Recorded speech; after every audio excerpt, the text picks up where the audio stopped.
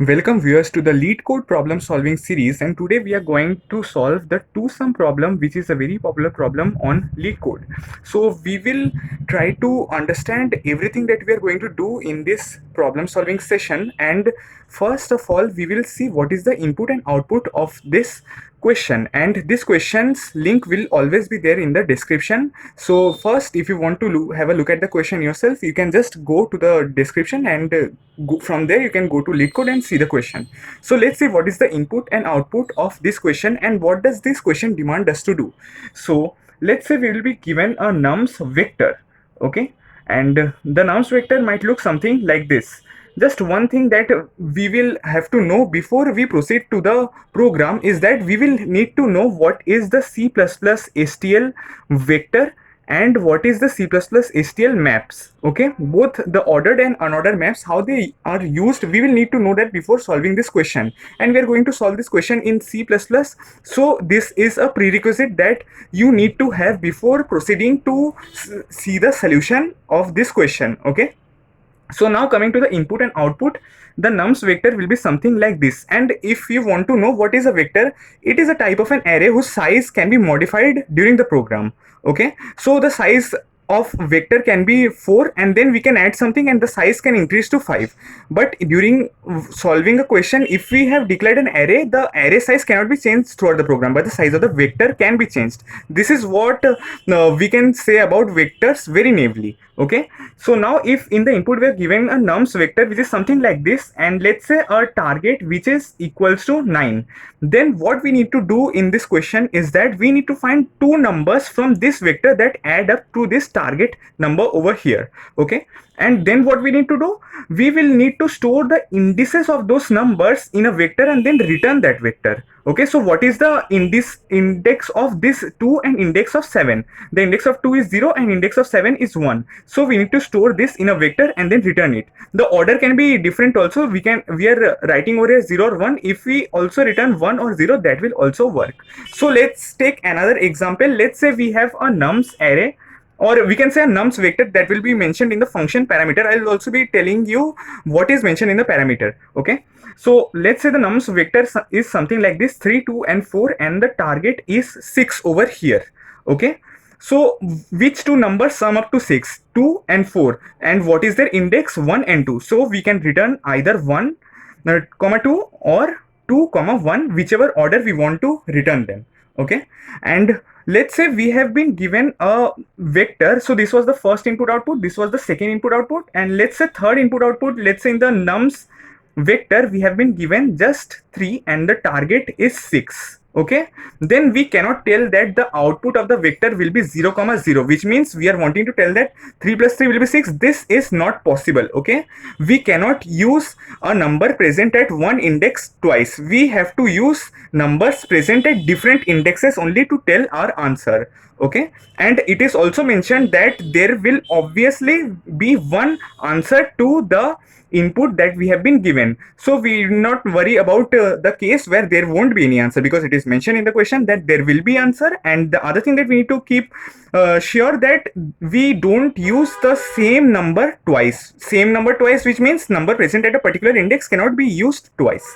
Okay, so now let's see what does the function when we open the question looks like. Okay, when we open the problem link, then we will be given something like this, vector int. Then this is the return type of the function. As we had seen over here, we had to return the indices of those numbers which add up to the target number. Okay, so we need to return the vector int, which obviously cannot be changed. Then there is the name of the function, which is written as toSum.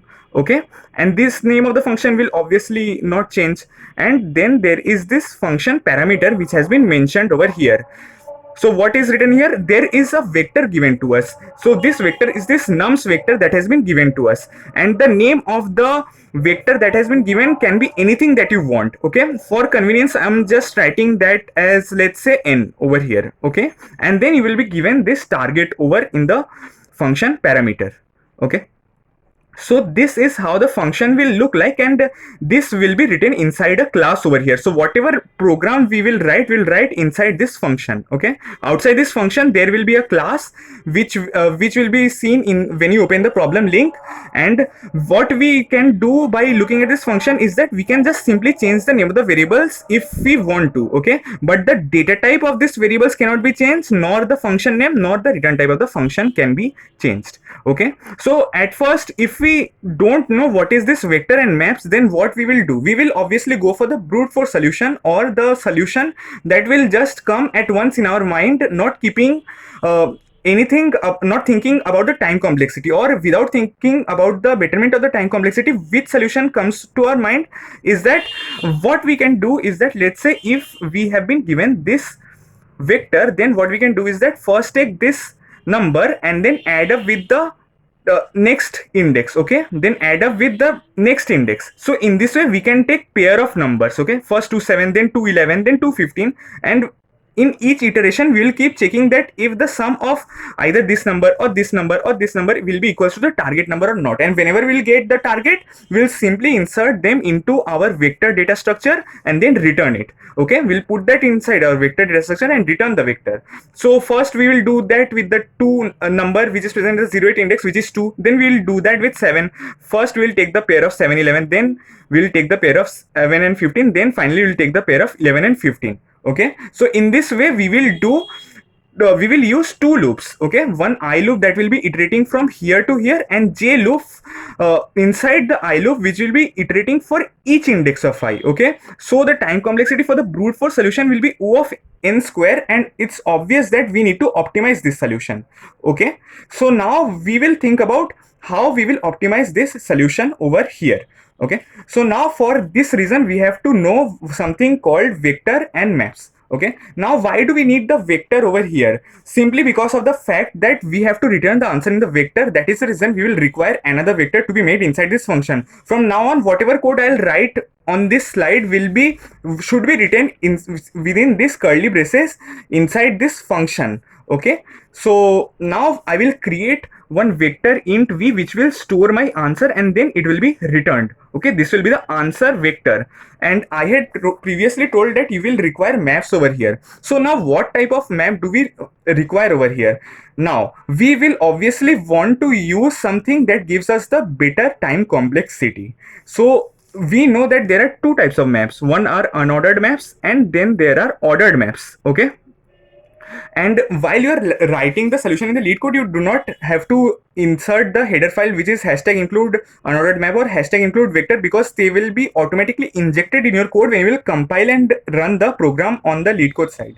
Okay, so now we will see why we will be using unordered or ordered map. So the answer to it is that whenever we are retrieving a data from an unordered map, it will require O of 1 in the best case and O of n in the worst case when there will be collisions. And in ordered maps, we will require a time complexity of O of log of n, because these ordered maps are implemented by self-balancing binary search trees. Okay, or you can say something called red-black trees. We'll not dive deep into that. We will be simply focusing on what is the time complexity. So these collisions that I told over here that will give us the time complexity of O of n will be very rare. So we will be using unordered maps over here simply because of the fact that when we are retrieving something from the map, that will be retrieved in O of 1, and when we will be inserting something in this unordered map, that will take O of 1, but in ordered map it will take O of log n. Why? Because if the height of a binary tree is log of n and we are inserting something to the end to the leaf node, then it will traverse throughout the binary tree and it will take the O of height which is log of n. So it is better we use unordered map which uses hashing functions to hash our numbers in O of 1 and give us the answer. Okay, so for insertion and retrieval, the time complexity for unordered maps is O of 1, and in ordered maps for retrieval and for insertion it is O of log n. So we will be focusing on unordered maps over here. So now you have come to know why we are using this vector over here and why we are using this unordered maps over here. So now the question is, what purpose this map will serve in our question. So again, we'll go back to the previous slide and we will do something like this. Like, let's say we have been given the vector over here and this is our map. So whenever we get a number at a particular index, we will check whether its counterpart is present in the map or not. Okay, so if we are getting 2 over here, what is the counterpart of 2? It is 7, because 2 plus 7 will give us 9. So is 7 present in the map? No. So since the map is not having 7 at this moment, what we will do is that we will insert 2 inside our map along with the index over here. So now what does a map do? Map stores some information for us. So it stores information in the form of key value pairs. Okay, now you can think, is that why are we storing the vector element as the key and the index as the value? Okay, so we are doing that because when we are looking for the counterpart, we can do that in O of 1 only if we store this number as the key. If we are storing something like 0, 2, then we will have to iterate through the map, which will again be it will again give us a time complexity of O of n extra for iterating through the map. But if we store this key, which is the vector element, as the key over here, then we will get this simply in O of 1. Okay, so what we will do is that, why now one question is that why are we storing the index at all? Simply because of the fact that we have to return the indexes as the answer. Okay, and to get the indexes as the answer, we need to check with the help of the numbers over here. So the map is storing 2 important data for us. One is the index over here as the value, and one is the other number that we are looking for. Okay, that will sum up to the target number. So at first 2 was found and its counterpart 7 was not present in the map. Okay, so we inserted 2 over here since the counterpart 7 was not found. Now we move forward to 7 over here. So what is the counterpart of 7? It is 9 minus 7, which is equals to 2. Then we will search whether this thing is present in the map or not. So yes, 9 minus 7, which is 2, is present in the map. So simply we will put the index of this 2 inside our vector and the index of this 7 inside our vector, and then we will return the vector. So we will see this thought process execution along with our code. Okay, we will see how the code is written. So now we will declare our map, which will be unordered. So now what will be the map type? Both the types will be integer, because the key value pairs are integer and integer. Okay, so this will be our map.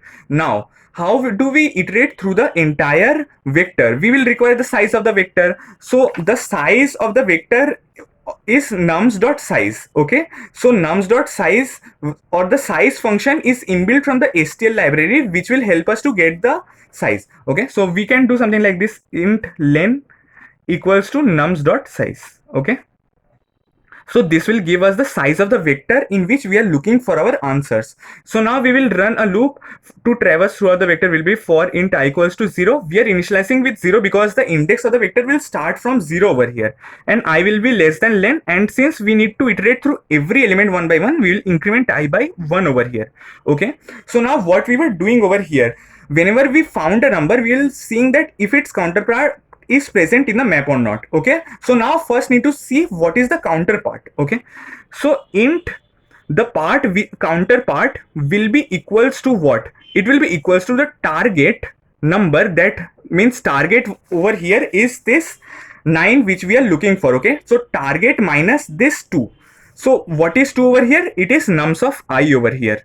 Okay, so nums of I 9 minus 2 will give us 7. No, so now I will see if 7 is present in the map or not. Okay, so now I will see if map dot find counterpart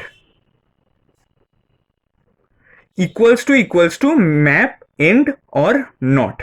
Okay, so now what is the meaning of this line? This line simply means that if the counterpart is not found, then what we will do. Okay, so this find function of maps returns us the iterator to this counterpart. Okay, so suppose if 7 was already present in this map, then the what will this find function do? It will return us an iterator pointing to this 7. Okay, and if this map is not present, then what will this find function do? It will simply return an iterator to the end of the map function. Okay, so this is just checking that what we will do if the counterpart is not found in the map. So since this counterpart is not found in the map, what we will do, we'll simply insert this number of this vector nums inside our map along with the index. Okay, so what we will do, we'll write map of, what was the number? Nums of I. So nums of I will be mapped to its index over here. Okay, so this was what we were supposed to do. And now if we find the number, okay, if the now since 2 is inserted inside this map, the iterator will move forward, which means this I will move forward, and we will look for the counterpart of 7 inside this map. So what is the counterpart of 7 inside the map? It is 2. So if it is 2 is found, then this will not point to the not point to the end of the map. So what we will do, we will store the indexes of the two numbers inside our vector and then break from the loop. Okay, so we will do something like that, that if we find the number, which means this part was for the fact that we did not find the number, and now if we find the number, what we'll do, we'll simply push the indexes. So what was the index of the 2? It was 0. So how we will get that? We will simply do m of, and then what was the counterpart, how we were calculating the counterpart, we were doing target minus nums of I. So we'll do m of counterpart. Okay, so when I was at 7, the counterpart was 2 and its index was 0. So the counterpart will be 2. So m of 2 will give us 0 in from the map. Okay, so 0 will be inserted inside our vector, and we will, what we will do at that instant, we will also insert the index of 7, which was simply I at that moment. Okay, and in after doing this, we will simply break, and at the end we will return this vector v. Okay, so now if we just sum up what we have done from the beginning, then we were given a nums vector whose and the target. So we needed to find two numbers which summed up to this number 9 over here, and we needed to return the indexes of those number, and we could not have used one number present at the same index twice as was mentioned in the question, and also there would always be one answer to this input. Okay, so and we could have also written the answer either 0, 1 or 1, 0 in any order. Okay, so this was the question.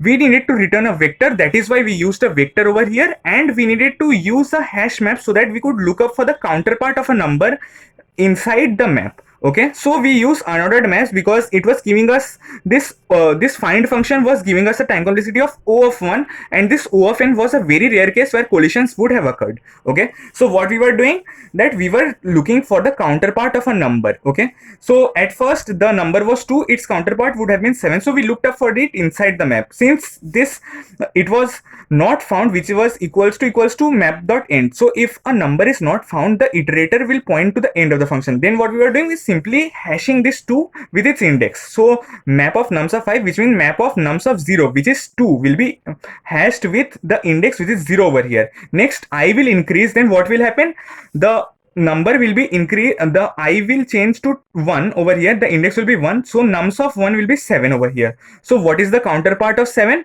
It will be 9 minus 7, which will be equals to 2. So now we will look for the counterpart inside our map. Okay, if the counterpart is not found, then since it is not found, then this then if block will be executed. Okay, since it is found over here, if it is not found, then this if block would have been executed, and if it is found, then this else block would have been executed. So when I is at index 1, which means when 7 is found, then we found the counterpart 2, so we will insert simply the index of this 2, which is m of the counterpart, and we will simply insert the index of 7, which was this when I was 1. So we simply insert I and then break and then return this v over here. So I hope a lot of doubts of yours regarding maps was clear, and if you have any doubt regarding this question, do tell in the comments.